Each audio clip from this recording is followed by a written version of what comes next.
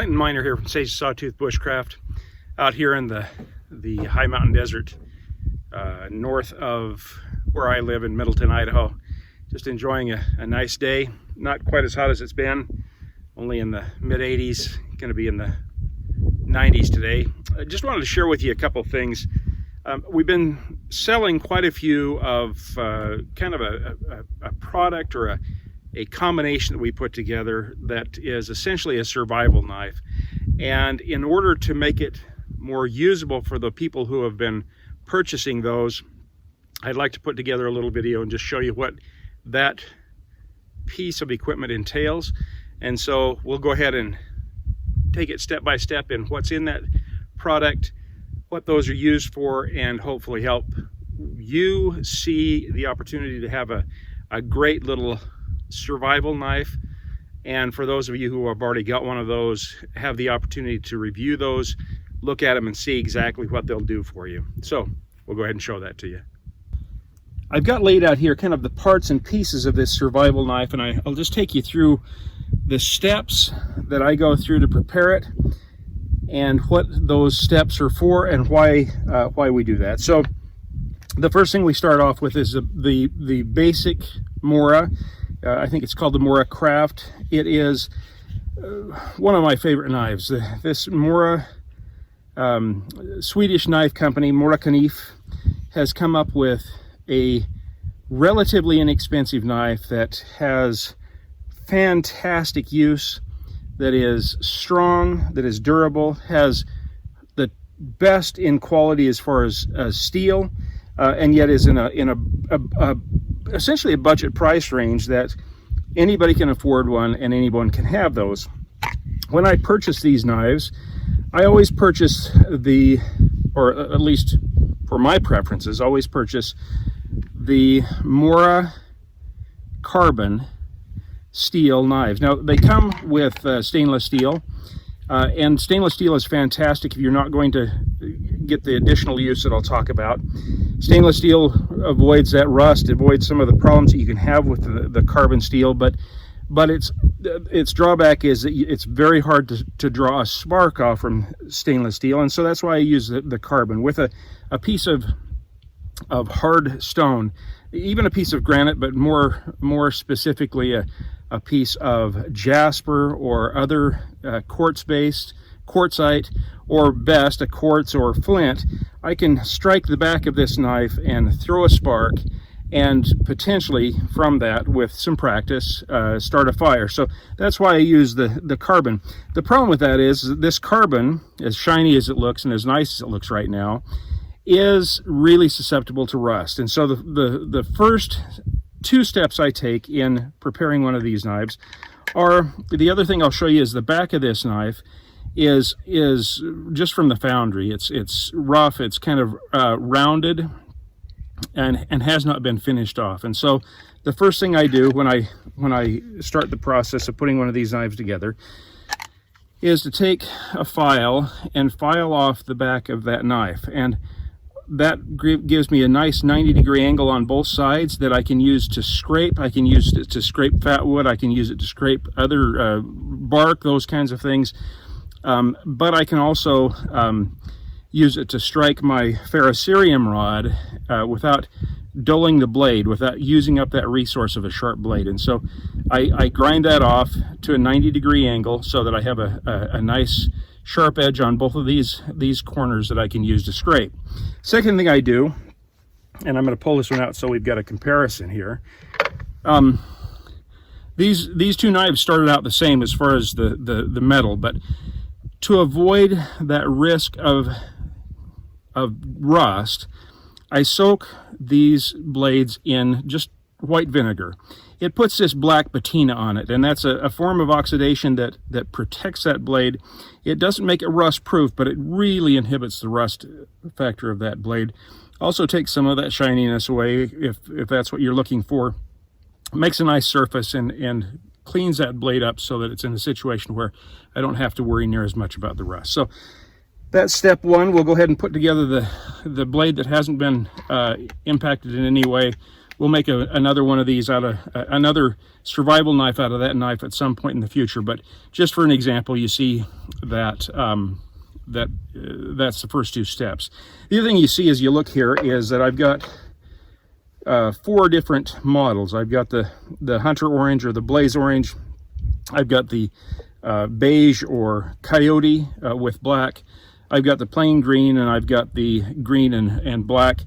They come in a number of colors. So if you want one of these, you can order yourself one, or that we can put one together for you in any number of colors. There's blue and green and yellow, light blue, all kinds of colors that we can put together. So this knife has been prepared, but has not gone to the next step. So what then I do is, in order to make it that survival kit, that survival knife, I add a couple of things.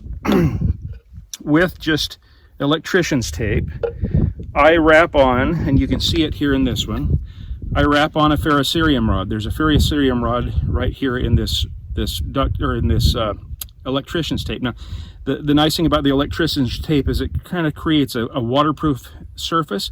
It's also something that I can peel off and use. You know, a good outdoorsman and a good mechanic knows that electrician's tape makes a great bandage for your cut fingers. So there's some resource there. That electrician's tape holds that ferrocerium rod on there very well.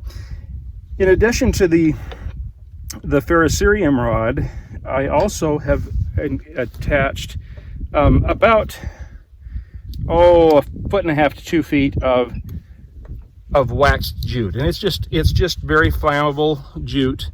I've waxed it for a couple of reasons. The wax helps to keep it waterproof, so that if for some reason the water penetrates this covering of electrician's tape, this continues to be kind of waterproof, and it can be used to start fires. And that's what this is for. This is a fire starter, and I'll show you what I mean by that. We're going to go ahead and take these knives off.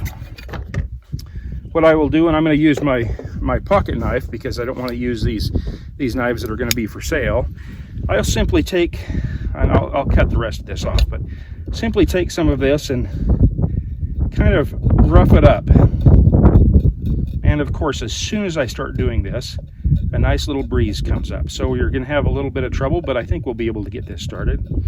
I've made it so that there's a lot of fibers here. I've made it so that those fibers are separated, so they make a nice kind of nest for the flame to go into. I'll turn it over and do the same thing. I said I do the wax for 2 reasons. One of those, like I said, is to make it so that it's more waterproof. The other one is that, like a candle, once I get that jute started, the wax in the jute, or the wax throughout the jute, provides me with a little bit of a fire extender. It'll burn a little longer. And so, see if I can do this. I'm just going to go ahead and use the blade on my pocket knife because it needs to be sharpened anyway. So there you go. It just shows you how easy you can get a flame going. That wax jute that is actually in here, that's still burning. That wax jute, there's about, like I say, 1.5 feet of that in here. And that can provide you with something to get a fire started with your ferrocerium rod. So you've got some flash tinder that we can use there. I'm going to go ahead and cut that off. And as you can see, it's still burning. So that provides you with a pretty nice way to get a fire started. That then is the product addition to this of the wax jute and the ferrocerium rod. So you've got a way of starting a fire, no matter where you are. So with your Mora knife, you have the ferrocerium rod and the wax jute, as well as this electrician's tape. So that's the next step in this process. Now we'll move on to the next step. Put my pocket knife away, and I'll show you what we have here. We have kind of a finished product, and the finished product is just simply the processed knife with the ferrocerium rod and the wax jute attached to the hull of the sheath. And then that's wrapped with what looks like paracord, and it is actually paracord. I think we can get a good picture here.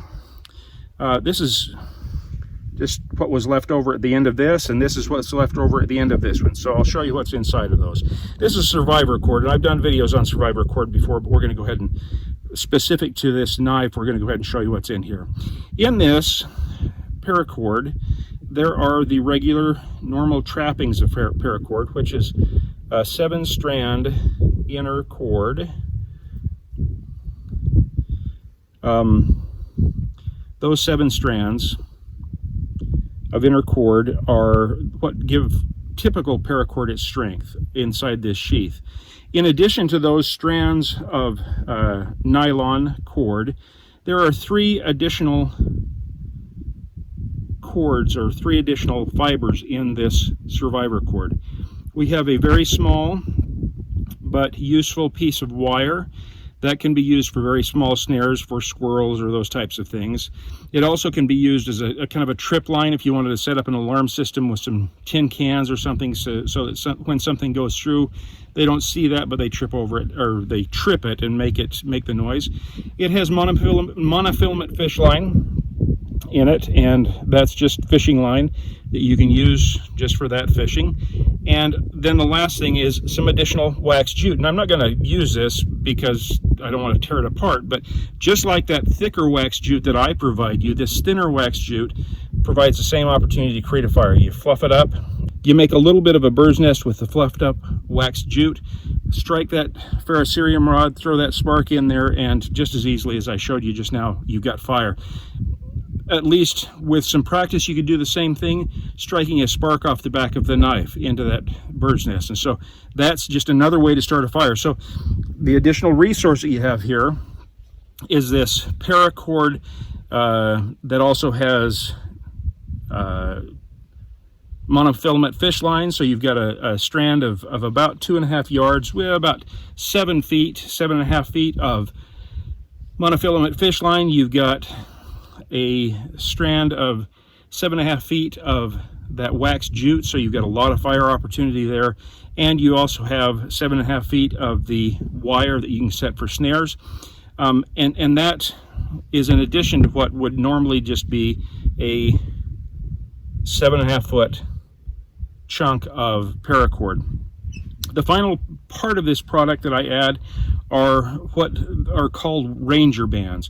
Ranger bands are nothing more than a bicycle inner tube cut into sections and made into rubber bands. And they're called Ranger bands because the United States Army Rangers use them to hook all of their gear to their web gear, to their vests or their jackets, their packs, those types of things. They're the ones that came up with this very simple solution to a real need. They help hold the paracord on.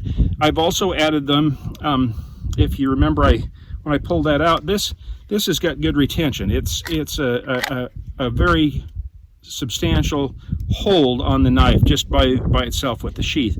But the last thing on earth I want to do is find out that it wasn't quite enough of a hold, and so I've got a Ranger band holding the head of the knife in, easily taken off and put back on. I have these other 2 holding on the paracord, but they're also an additional resource, and that is I can use them to repair things. I can use them to, my shoe comes apart, I can use them to hold my shoe together, all kinds of things. But also, once I get that wax jute going, I can get this going in a stormy, wet situation.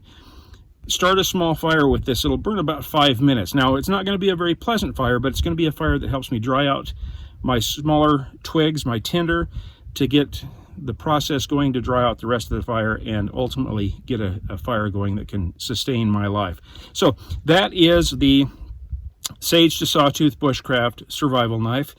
Very simple, very straightforward, very usable, something that can be thrown into a glove box, can be thrown in the bottom of a pack, can be thrown into a set of saddlebags and forgotten until it's needed, and provide you with all kinds of resources to help you sustain and survive a very difficult situation. So, Clinton Miner here from Sage to Sawtooth Bushcraft. Appreciate your watching these videos. Appreciate your support in the channel. Appreciate those of you who have purchased these so far, and anybody who purchases them in the future. Hope this video is helpful in understanding what you've bought, what you've purchased, and and how to use it. And until we see you on the next video, thank you again for your support. If you haven't already, please subscribe. We like those thumbs up. And if you've got any comments or suggestions on how to put this or any of my other presentations together in a way that can enhance that, we always look to learn. And again, thank you from Sage's Sawtooth Bushcraft. Remember, if you're prepared, you're never really lost.